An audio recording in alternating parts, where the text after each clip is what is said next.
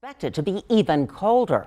Our weather team is tracking sub-freezing temperatures moving in.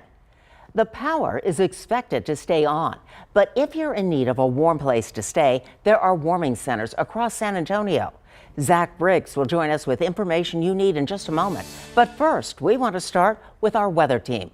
Weather Chief Bill Taylor joins us with what we can expect tonight. Bill? A wind chill advisory, Deborah, just put in by the National Weather Service, goes into effect at midnight tonight. Now, that might sound unusual, but it's really in place for tomorrow morning, where we still expect dangerous wind chills.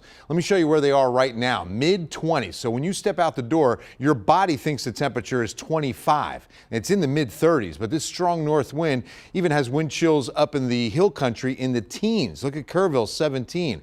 Boerne, barely higher at 20. New Braunfels, 22. Seguin, 22. Very cold, cold air. And let me show you the future feels like temperatures and tomorrow morning. So tonight, mid-20s, still the case at 11 p.m. As we get into tomorrow morning, 7:30, quarter to 8, is going to feel like 22 in San Antonio, 14 in Kerrville before we really start to kind of round the corner. Now, also a winter weather advisory for the Texas Hill Country. If you look at the top left-hand corner of your screen, it's only one more hour, and those counties will be dropped. But for San Antonio and the metro and areas up I-35, the advisory stays in effect through 6 a.m. because we still have a little bit of moisture out there. Not very much, and not much of this is reaching the ground. So while it looks impressive on radar, it's evaporating because of these kind of dew points. We're at 19 San Antonio, 16 at Boerne, so it evaporates before it could ever reach the surface. Heading through this evening, we'll drop it to a 30% chance of light rain and sleet,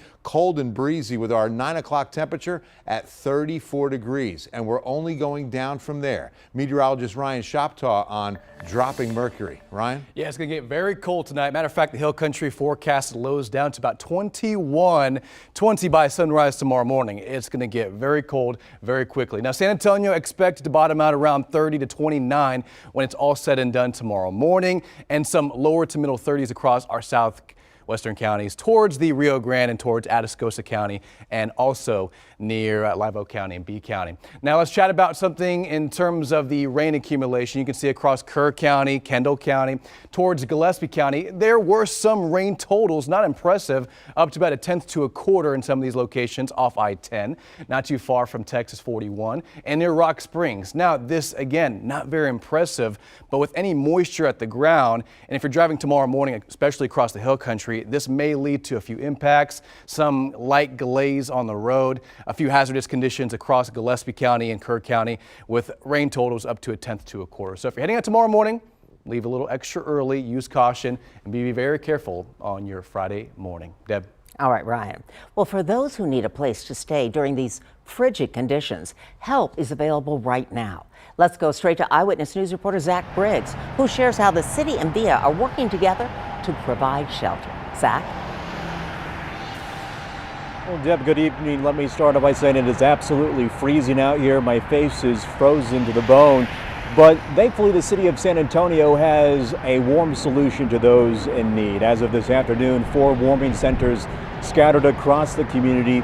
Now, I was at the Garza Community Center earlier this afternoon. At first, there weren't many people at the center, but perhaps you could take a look at the video. City crews on site getting prepared, laying out the beds, getting the blankets ready to go. Now take a look at your screen. These are the other city-operated warming centers throughout San Antonio. The total capacity, I'm told, for all facilities is 525 people.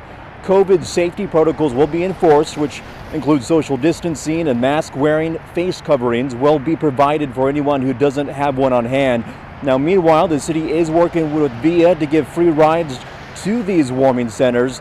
VIA President and CEO Jeffrey Arndt says so far bus routes have not been interrupted by the latest brunt of winter weather, but there's always a possibility that could change.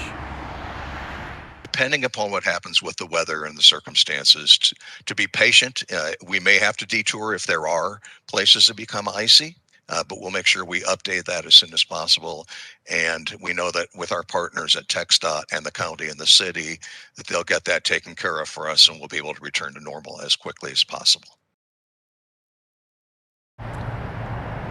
And now perhaps you see on your screen the Bexar County also has a number of shelters scattered across. Now, they originally were going to be closing at 7 o'clock, but due to the changing climate, they are going to be extending those hours through tomorrow afternoon. And that same goes with the city shelters. They'll be available for folks to stay in and sleep in overnight, stay warm as possible. Now, people are urged to bring their pets to these shelters if they happen to have them, and for just anyone out in the community to ensure your pets stay out of those freezing temperatures. And if you happen to need transportation to any of these city or county-owned shelters, then you're urged to call 311. I'm Zach Briggs, KENS 5 Eyewitness News.